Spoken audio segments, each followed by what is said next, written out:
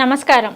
కుంభరాశిలోకి శని వక్రగతి అంటే జూన్ 30వ తారీఖు నుంచి నవంబర్ 15వ తారీఖు వరకు అంటే ఈ 138 రోజులు కుంభరాశిలోకి శని వక్రగతి జరగడం ద్వారా ద్వాదశ రాశులను 12 రాశుల వరకు ఎలా ఉండబోతుంది, అలాగే వారికి ఎటువంటి ఫలితాలు రాబోతున్నాయి అనే వాటన్నిటి గురించి తెలియచేయడానికి ఈ రోజు స్టూడియోలో మనతో పాటు ఉన్నారు ప్రముఖ జ్యోతిష వాస్తు నిపుణులు మరియు ఆధ్యాత్మికవేత్త బ్రహ్మశ్రీ డాక్టర్ నాయకంటి మల్లికార్జున శర్మ గారు. సో మరి గురువు గారితో మాట్లాడి ద్వాదశ రాశులను 12 రాశుల వారికి శని వక్రగతి కారణంగా ఎలా ఉండబోతుంది, వారు ఎటువంటి పరిహారం చేసుకుంటే వారికి బాగుంటుంది అనే అంశం గురించి అడిగి తెలుసుకుందాం. నమస్కారం గురువు. నమస్కారం. గురుగారు, కుంభరాశిలోకి శని సంచారం జరగడం వల్ల శని వక్రగతి కారణంగా మరి వృశ్చిక రాశికి వారికి ఎలా ఉండబోతుంది అంటారు? మరి వీరికి ఎటువంటి ఫలితాలు రాబోతున్నాయి అంటారు దానివల్ల? తప్పకుండా అమ్మ. ఓం శ్రీ గురుభ్యో నమః. వృశ్చిక రాశి వాళ్ళకి శని వక్రగతి యొక్క ప్రభావం అనేది మరి కొంత ప్రభావం అనేది ఉంటుంది. అంటే ఒక్కొక్క రాశికి కొన్ని మిశ్రమైన ఫలితాలు, చెడు ఫలితాలు, మంచి ఫలితాలు వచ్చే అవకాశాలు ఎక్కువగా ఉంటాయి. అయితే ఈ ఫలితాలను మనం చూసేటప్పుడు ముఖ్యంగా ఒకటి మనకి కుంభరాశిలో శని యొక్క సంచారం వల్ల జూన్ 30 నుంచి నవంబర్ 15వ తారీఖు వరకు కూడా 138 రోజుల పాటు శని వక్రగతిలో ఉండటం. ఆ శని వక్రగతితో పాటు ఇక్కడ ఏదైతే శని వక్రగతిలో పాటు 5 గ్రహాలకి వక్రస్థితి అనేది పంచాంగ గణన సిద్ధాంతం ప్రకారంగా ఏర్పడుతుంది. అందులో అంగారకుడు, బుధుడు, గురువు, శుక్రుడు, శని 5 గ్రహాలకు ఉంటుంది. సూర్యచంద్రుల వక్రగతి అనేది లేదు. రాహుకేతులు ఎల్లప్పుడూ కూడా వక్రస్థితిలోనే ఉంటారు. అంటే ఏదైనా సరే ఎగ్జాంపుల్ 2 గ్రహాలు అనేవి రొటేట్ అవుతుండగా ఒక గ్రహం అనేది దాని యొక్క వెలాసిటీ వేగం తగ్గితే అది వక్రగతిలోకి వెళ్ళినట్టు అర్థం. భూమి మీద ఉండే వాళ్ళకి ఆ గ్రహం అనేది వెనక్కి వెళుతున్నట్టు అర్థం. అలానే శని యొక్క రొటేట్ అనేది దాని యొక్క వెలాసిటీ తగ్గింది కాబట్టి శని వక్రస్థితిలోకి వెళ్ళిపోయింది. అలానే ఇక్కడ ఈ 138 రోజుల పాటు శని వక్రగతిలో ఉంటే వృశ్చిక రాశి వాళ్ళకి సహజంగా ఏమిటంటే వృశ్చికం, ధనస్సు, మకరం, కుంభం చతుర్థ స్థానంలో శని యొక్క సంచారం. అంటే దాని వెనక రాశిని చూసుకోవాలి. వక్రస్థితి ఉంటే అంటే తృతీయ రాశిలో యొక్క సంచారాన్ని మనం చూడాలి. అంటే మూడవ స్థానంలో ఉన్నట్టుగా మనం భావించి ఫలితాన్ని, రిజల్ట్స్ అన్ని చెప్పాలి. అంటే 3, 4 కలిపి చెప్పాలని అర్థం. మరి వెనక్కి వెళుతుందంటే తృతీయ స్థానాన్ని తీసుకొని లెక్క చెప్పుకోవటం అనేది చాలా మంచిది. దాన్ని ఈ తృతీయ స్థానం మీద ప్రభావం పడటం వల్ల ప్రయత్నం చేపట్టినా కూడా సత్ఫలితాలు రావటం ఒకటి, దాంతోపాటు పెండింగ్ పనులన్నీ కూడా వేగంగా పూర్తి కావటం ఒకటి, దాంతోపాటు అనేక విషయాల్లో కూడా ఆదాయం బాగా పెరుగుతుంది. అంటే అనేక మార్గాలలో, అంటే ఒకళ్ళు ఉద్యోగం చేస్తుంటారు, అదే వాళ్ళు వ్యాపారం పెడతారు, రకరకాల వ్యాపారాల్లో, ఉద్యోగాల్లో కూడా రకరకాల వ్యక్తులు ఉంటారు. అంటే అనేక మార్గాల్లో ఆదాయం పెరిగే అవకాశం అనేది ఉంటుంది. అవసరాలు తీరిపోతాయి. కుటుంబంలో శుభపరిణామాలు జరగటం ఒకటి, శుభ కార్యక్రమాలు, విందులు, వినోదాల్లో పెరిగిన అవకాశాలు, ధైర్య సాహసాలు, ఆత్మవిశ్వాసం బాగా పెరగటం, ఆరోగ్యం అనేది మెరుగుపడుతుంటుంది. అంటే ఇవన్నీ కూడా వాళ్ళకి శని వక్రగతి తృతీయ స్థానం యొక్క ఫలితాలు బాగా పడతాయి. ఇల్లు కన్స్ట్రక్షన్ చేయటం, అలానే అగ్రికల్చర్ ల్యాండ్ కొనుగోలు చేయటం ఒకటి, ఆరోగ్యం అనేది దీర్ఘకాలిక వ్యాధులు ఉన్న వాళ్ళు కూడా ఆరోగ్యం మెరుగుపడే అవకాశాలు, విదేశాలకు వెళ్ళే అవకాశాలు ఎక్కువగా రావటం, దాంతోపాటు పిల్లలకి ఏకాగ్రత బాగా పెరగటం, విద్యార్థులకి మంచి ఉత్తీర్ణత శాతం బాగా పెరగటం, ఎక్కువ మార్కులు వచ్చేందుకు ఆస్కారం అనేది ఒకటి ఉంటుంది.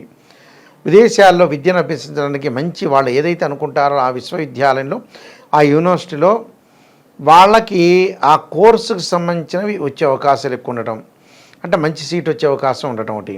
ఉద్యోగస్తులకి భద్రత అనుకూలంగా ఉంటుంది. ఉద్యోగస్తులకు ప్రమోషన్లు, భాగస్వామ్య వ్యాపారం బాగా కలిసి వచ్చే అవకాశం, చిరు వ్యాపారులకు బాగా కలిసి వస్తుంది. మామూలు భాగస్వామ్య వ్యాపారం కాకపోయినా మామూలు వ్యాపారానికి కూడా లాభాలు బాగా వస్తాయి. చిరు వ్యాపారులు అంటారు, చిన్న చిన్న వ్యాపారులు కానీ, బడా పారిశ్రామికవేత్తలు కానీ, రాజకీయ నాయకులు కానీ, ఫిల్మ్ స్టార్స్ కూడా ఆదాయం బాగా పెరుగుతుంది. ముఖ్యమైన నిర్ణయాలు తీసుకుంటే ఆ నిర్ణయం వల్ల లాభం కలగటం ఉంటుంది.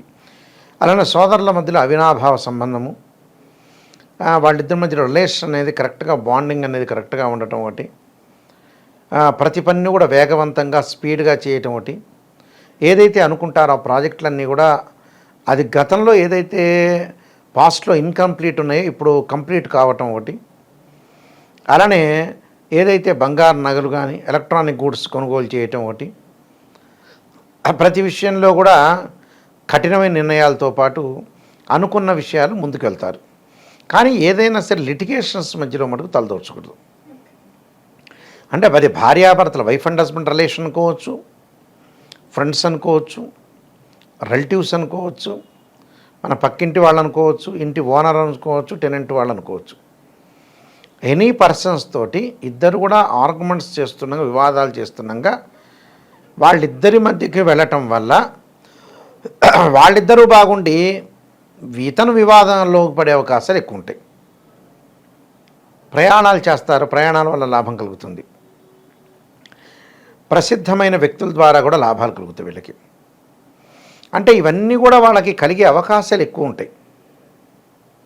అంటే ప్రతి పనిలో కూడా విజయం సాధించే అవకాశం ఒకటి ఉంటుంది. అలాగనే ప్రతిదానిలో వేలు పెట్టకుండా ప్రతిదాన్ని కూడా మాటని ఆచితూచి అడుగు వేసుకొని ముందుకు వెళ్ళాలి. అంటే ఎదుటి వాళ్ళతో మాట్లాడేటప్పుడు మాత్రమే ఇక్కడ నేను చెప్పేది. భార్యాభర్తలు అనుకూలంగా ఉంటారు. స్త్రీలు వచ్చేటప్పటికల్లా గతంలో ఏదైతే ఉన్నతమైన చదువుని, ఉన్నతమైన వ్యాపారాన్ని వదిలేసుకుంటారో అలాంటి వ్యాపారాలు కొనసాగించడం, భర్త దగ్గర కానీ, తండ్రి దగ్గర కానీ, తల్లి దగ్గర కానీ డబ్బు లభించే అవకాశాలు ఉండటం, అలానే ఏదైనా సరే పొలాలు అలాంటివన్నీ కూడా సేల్ అయ్యే అవకాశాలు ఎక్కువ ఉండటం, వీళ్ళకి బ్యాంకు లోన్లు వచ్చే అవకాశం ఒకటి ఉంటుంది. అంటే ఈ పనులన్నీ కూడా వాళ్ళకి వేగంగా చాలా స్పీడ్గా రిజల్ట్స్ వచ్చే అవకాశాలు ఎక్కువ ఉంటాయి. ఆ స్పీడ్గా రిజల్ట్స్ రావటం వల్ల వాళ్ళు అనుకున్న కోరికలన్నీ కూడా నెరవేరటం, ప్రతి పనిలో కూడా ముందుకు వెళ్ళే అవకాశాలు ఎక్కువ ఉంటాయి. అంటే చిన్నవాళ్ళకు అనుకోవచ్చు, పెద్దవాళ్ళు అనుకోవచ్చు, అన్నిటికీ కూడా కోర్టు సమస్యలు కూడా వేగవంతమయ్యి కోర్టు సమస్యలు కూడా పరిష్కారం అవుతాయి. ఏదైతే అన్నదమ్ములకు మధ్యలో రావాల్సిన మనీ అనేది ఉంటుందో ఇద్దరు కూడా షేర్ చేసుకుని పంచుకునే అవకాశం ఎక్కువ ఉంటుంది. దీని ద్వారా పేరెంట్స్ యొక్క మద్దతు కూడా బాగా ఉంటుంది. అంటే పేరెంట్స్ యొక్క మద్దతు ఉండటం ఒకటి, అన్నదమ్ముల యొక్క కలయిక, భార్యాభర్తల మధ్యలో సంబంధ బాంధవ్యాలు ఇవన్నీ కూడా మెరుగుపడుతుంటాయి. కానీ వాహనాలు ఎక్కేటప్పుడు కొద్ది జాగ్రత్తగా ఉండాలి. అంటే వాహనాల మీద ఎక్కేటప్పుడు మాత్రం, వెళ్ళేటప్పుడు కాదు, ఎక్కేటప్పుడు కానీ నదీ స్థానం కానీ నీటి స్థానం విషయంలో జాగ్రత్త ఉంటే సరిపోతుంది. మిగతాదంతా కూడా వ్యాపారం, ఉద్యోగపరంగా అనుకూలంగా ఫలితాలు ఉండే అవకాశం ఉంది.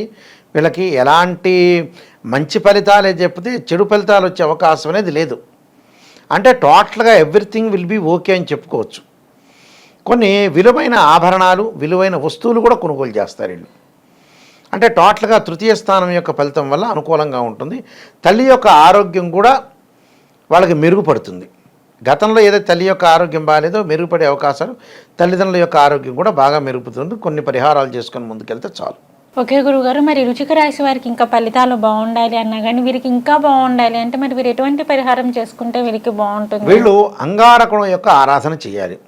అంగారకాయుధ్యే శక్తి అస్తాయి ధీమే తన్నో భౌమ ప్రచోదయాత్ అనే మంత్రాన్ని, తత్పురుషాయుధ్యే మహాసేనాయ ధీమే తన్నో షణ్ముఖ ప్రచోదయాత్ అనే మంత్రాన్ని, అలానే ధరణీగర్భ సంభూతం విద్యుత్కాంతి సమప్రభం కుమారశక్తి అస్తంచ మంగళం ప్రణమామ్యహం అనే మంత్రాన్ని చదువుకోవటం చాలా మంచిది. దానితో పాటు వీళ్ళు చేయాల్సింది ఏమిటనంటే, ఇంక ముఖ్యమైన కార్యక్రమం ఏంటంటే,